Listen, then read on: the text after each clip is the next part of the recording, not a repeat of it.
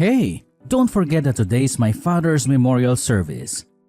I think I'm going to be a little late getting home, so you can just head over to my mom's house soon and start prepping all the food. What? You can't seriously be telling me you're working late today. Don't you think you should be able to tell your boss that you can't work late on a day like this? What are you talking about? Don't you know what my position is at work? I'm the team lead. I have to set a good example for the rest of my team members. What would they think if I just left early, saying I have something else to do that's more important? Okay. Okay. Whatever you say. Then I'll head over soon and get started on the cooking. You don't have to cook a whole bunch of fancy things. Just a few as usual. Keep it simple. Since there's no one coming but me, you and my sister. Just be sure to cook plenty for me. Oh, and also be sure to cook a bunch of fried shrimp for Monica. You know how much she loves that stuff. Wow. You really went there. Of course you don't care about me. What was I thinking? No point in talking to you about anything. I should be there somewhere close to 9 p.m. Okay. Then I'm sure it'll end up being more like 10 as usual. Could you at least pick up some wine for us on your way home? I know. Jeez. I was going to already. You don't have to remind me every time. All right then. See you soon. Hey, Nancy. Are you on your way by any chance? Yeah, Sarah. I'm just about to head over there right now. Did you need me to get anything? No, it's just that I was originally planning to help you out with the dinner preparations. But all of a sudden, my back is killing me. I can't even stand or sit right now without it hurting a bunch. Oh, no. I remember you saying that you threw your back out before.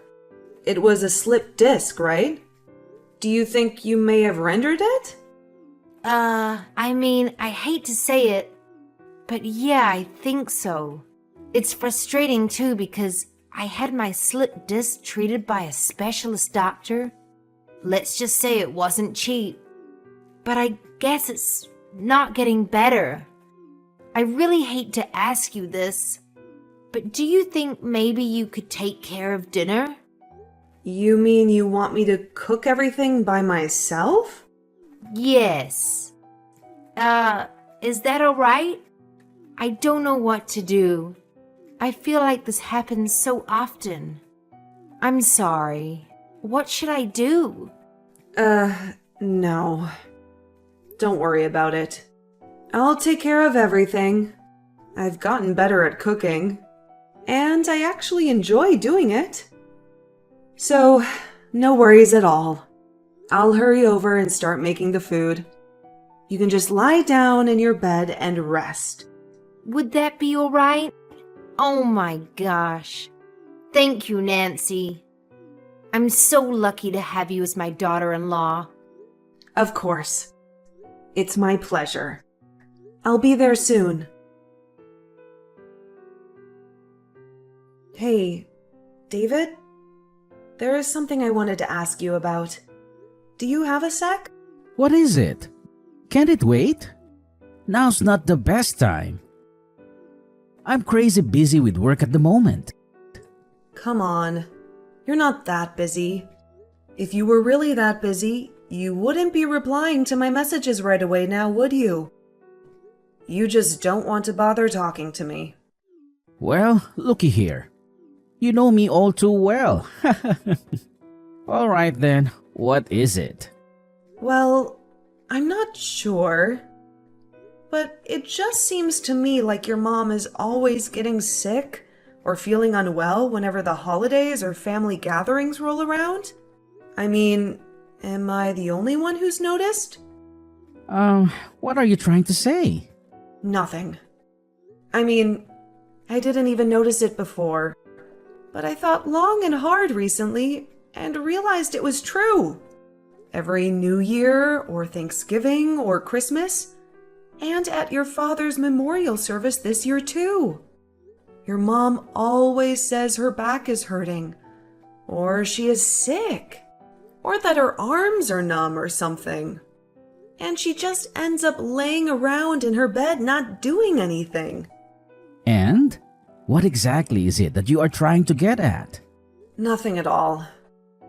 I'm just saying what I've noticed. It's the timing that gets me more than anything. So it made me start to wonder, is she really getting sick every time the holidays come around? I'm shocked. Are you accusing my mom of pretending to be sick? Saying she's fraud or something? What? Of course not. I'm sure she's really not feeling well. How do I know? But it's just like I've said before. I'm just saying what I've noticed. How is it that she only happens to get sick so conveniently right around the holidays? That's all I'm saying. Haven't you noticed? Oh my God, Nancy. I really can't believe you right now. You think people can pick up and choose the days they get sick? Has it ever occurred to you that she really is just feeling unwell or sick around the holidays for some reason? Why can't you just give people the benefit of the doubt? What kind of person goes around doubting and accusing others like this? That's really messed up. You think I messed up? Just for asking a question? Can't I ask a question about anything? And why are you being so sensitive all of a sudden? I thought you were supposed to be the big, strong, tough guy that doesn't have feelings. I'm just sensitive when it comes to my mom. Is that all right? Ugh. Whatever. I don't know. I'm just sick of doing everything by myself during the holidays. Maybe it's getting to me. Why don't you ever help out with the cooking at Thanksgiving, or Christmas, or New Year's? How many times have I told you? It's not just right for a man to be in the kitchen. Call me old-fashioned. But if my mom caught me in there with an apron on and a spatula in hand, she would be furious. If only you knew. I'm staying out of the kitchen for your sake. Oh, yeah. Of course, it's for my sake. Thanks so much for that. Kind of you to think of me. I'm sure your mom would be outraged. Are you being sarcastic with me? Not at all. I don't even know why I even bothered talking to you about this stuff. Why did I think you might listen? Anyway, you said you're busy. I'll let you get back to work. Bye. What's your problem, Nancy? You went too far this time. Oh, hi, Monica. It's nice to hear from you too. Thanks. I'm sorry, but did I do something to offend you? David told me everything you said regarding our mother. You said she's pretending to be sick? Do you think it's okay to talk about your mother-in-law like that? Your family. You should trust her. You should give her the benefit of the doubt. What a surprise. Did David say I thought your mom was faking being sick? Did he say I don't trust her? Yes, he did. And I believe him. Oh, so I guess now it's a crime of the highest offense to ask a simple question out of curiosity. It's not that I don't trust your mom, Monica. I was just really curious about the timing of everything. It's almost as if she's got an alarm set to tell her body to become sick whenever the holidays come around. And what affliction could possibly be so bad that she's got to be lying around the entire time? Most people can still get up and move around whenever they're sick or unwell. So why can't she? See? That's what I'm saying. You don't trust her. Don't you know our mom is not well? She's getting old. This is what happens. She doesn't just become this way during the holidays. I always hear her saying she's not feeling well. Pretty much all year round. Oh, really? I guess I wouldn't know since I'm not always around her. I guess it was my mistake then. Sorry for any misunderstanding. Yeah, you should be. I mean, if someone says they're unwell, don't you think the first reaction of any decent human being is to worry for them? Maybe try to help them? Of course I was worried. That's why I didn't say anything. And I did help. I did all the cooking and housework by myself. But if you have a problem with my cooking or something, why don't you help me for Thanksgiving? Wow, Nancy. Are you serious? I'm the bright one in the family. I'm the only one who got into Berkeley. I hardly have enough time to study. How am I supposed to make time to help you with cooking? Ah, I see. So I guess that means Berkeley students don't have time to make something to eat for themselves. I mean, of course all the underachievers do that kind of stuff. But not me. I consider it a complete waste of time to even touch a spatula, let alone have time to cook. And all that time it takes to do the dishes? Ugh, it's a complete waste. Okay. Hey, Monica, have you ever had a job? Why would I need a job? I can always just ask Mom when I need some money. I can just say those words to my brother, and he happily pulls out his wallet for me. Why would I ever bother with a job? It makes no sense to me.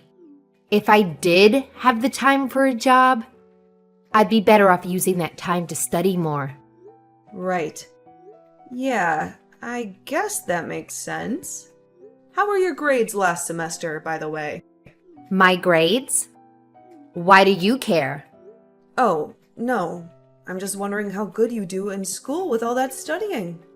That's all. Don't worry. I won't be jealous just 'cause I went to community college. Come on. How are your grades? If you must know, I got a 4.5 last semester. Wow. Really? Nice job. I'm sure your mom was super proud of you for that. Of course she was. Wait, how did we get to this topic again? Anyway, if you think how Mom's faking it or something, just come right out and say it. Okay, I never said that. But anyway, thanks for the passive-aggressive threat through text. You and your brother are something else. Don't worry. I'll never even so much as hint at such a thing to you guys ever again. Happy now? Anyway, I'm a bit surprised to see that you're too busy to cook, but not too busy to message me back and forth at length. I'll let you get back to your studies. Good luck! I need you to head over to my mom's house this evening. Huh? I'll go. You know, I'm supposed to go to my parents' house tomorrow. I know, but you can go to your parents' place some other time. My mom just texted me saying she's not feeling well. She said her arms are feeling numb and tingly. I need you to go over to her house and look after her for the night. And I'm the one who has to go? What about your sister? What's she doing? Are you seriously asking that right now? Monica has midterms coming up next week. She's gotta use all her time to study. She doesn't have any time to cook and do chores. I thought that was obvious. Based on how much time your sister spends studying, if I didn't know better, I'd say she was attending Harvard or Oxford, not Berkeley. What's with the sarcasm again? I thought I told you to cut that out. It's not funny. Hold on. Did you just say your mom's arms are feeling numb and tingly? Yeah. She said her arms are tingling and she can't feel that much. Plus, her back is hurting again. She said her whole body is achy. Ah, okay. I see. Got it. In that case, I'll tell my mom and dad that I'll go visit them another time. And I'll head over soon to take care of your mom. Cool. You made the right choice. In that case, I'll send your parents a nice present so they don't feel too bad about you bailing on them. Alrighty. Thanks. Is it alright if I head over to your mom's a bit later in the evening? Sarah, David just reached out to me. He told me you weren't feeling well. Are you okay? What's bothering you? Hi, Nancy. I'm dying over here. My arms are tingling. My back is throbbing. I don't know what the heck is wrong. My whole body aches. Oh no. Thanksgiving. In just a few days. What are we going to do if you're sick? You gotta be healthy, Sarah. I always feel so terrible when you're feeling unwell. Well, they say that it's just what happens when you get old. Just wait and see. Once you're my age, you'll be hurting all over your body too. Yeah, I guess you're right. But, Sarah, you know how you said your arms are numb and tingly and your back is throbbing, right? Yeah, I did say that. Why? And this has been going on continually for the last 10 years? What are you getting at? If you've had these kind of symptoms all this time, why haven't you ever gone to the hospital to get yourself checked out? Ugh. What are the doctors going to do about it? All it'll do is just cost me a bunch of money. Anyway, I don't need them to tell me what's wrong, because I already know what's wrong. I'm old. That's all. No, Sarah, please listen to me. You know I work at a hospital, right? I may not be a doctor or nurse or anything like that, but I have spent a ton of time looking after countless patients. And, well, your symptoms might actually be caused by a more serious problem in your brain. What the heck are you saying? Don't say things like that. Are you trying to jinx me? What? No, of course I'm not trying to jinx you. Please don't get mad. Instead, try to listen seriously to what I'm telling you. These symptoms of numbness often come from a problem stemming from the brain. Isn't it okay for me to be a little worried about you? You're acting like I've got some serious illness or something. But it's just some simple numbness in my arms. That's all. And my back has always been hurting. Why are you overreacting all of a sudden? I'm not overreacting. But this time I really think we shouldn't just overlook it like we always do. Honestly, you've been in a lot of pain and discomfort, right? You should get this checked and treated at the hospital. That way you won't have to go through this anymore. Don't panic, but I called an ambulance, okay? You did what? I called an ambulance. I'm heading over there now too, and should arrive about the same time as the ambulance does. I can ride to the hospital with you in the ambulance and then you can get checked out. Sounds good? Wait. What? Nancy. Nancy! You guys can all see the results, right? Nothing wrong. Very healthy. Are you seeing this, David? How about you, Monica? What in the world is all of this? What have you done to our mother? You're really spiteful, you know that? To mistrust her so much that you would actually take her to the hospital for an examination? What's the big deal? If she's been complaining for 10 years that her arms are numb and her body hurts, Don't you think she should go to the hospital and get it checked? I honestly can't believe you and your sister didn't think of that, David. You guys didn't even consider taking her to the hospital for all those years, every time she was feeling unwell. This is an outrage. This is manipulation. How does it feel, Nancy? Do you feel good shaming people in front of others? Yes, Sarah. As a matter of fact, it makes me feel great. I feel amazing. It feels like a huge burden has been lifted from my shoulders. I feel like I've stepped out and breathed in some fresh air outside after being cooped up inside. How about you? How do you feel after having lied to me for 10 years straight? Hey, that's enough. Are you still not satisfied with yourself after shaming Mom this much? Actually, no. I don't think I'm quite finished yet, so you just stay quiet. Oh, and Monica? I found out something I think everyone will find very interesting. Wait, how did you get this? Hurry up and delete it. Now!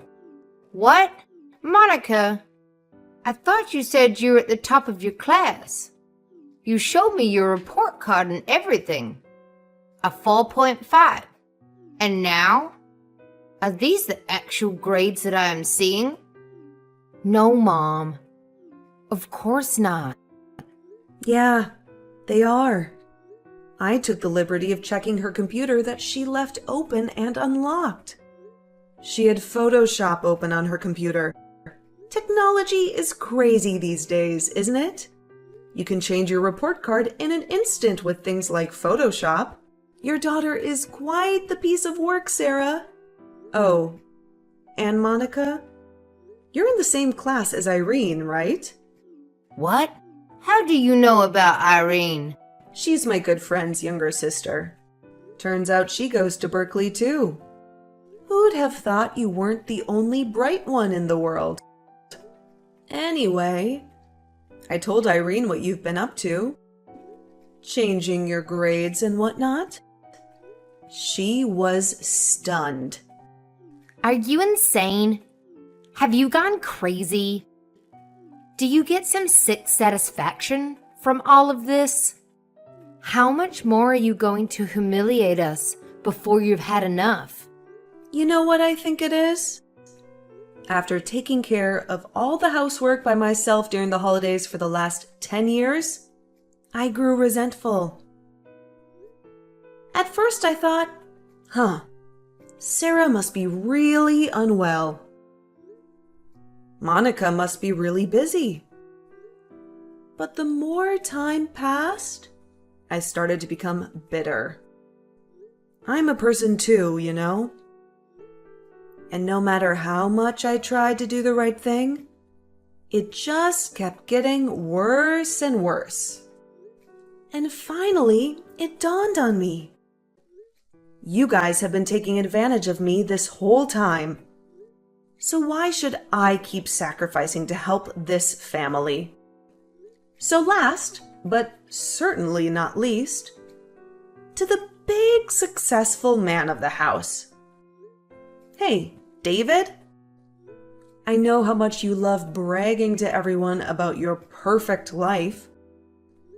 How about we tarnish that sparkly image of yours with a divorce? What are you saying? What do you think I'm saying? I'm divorcing you.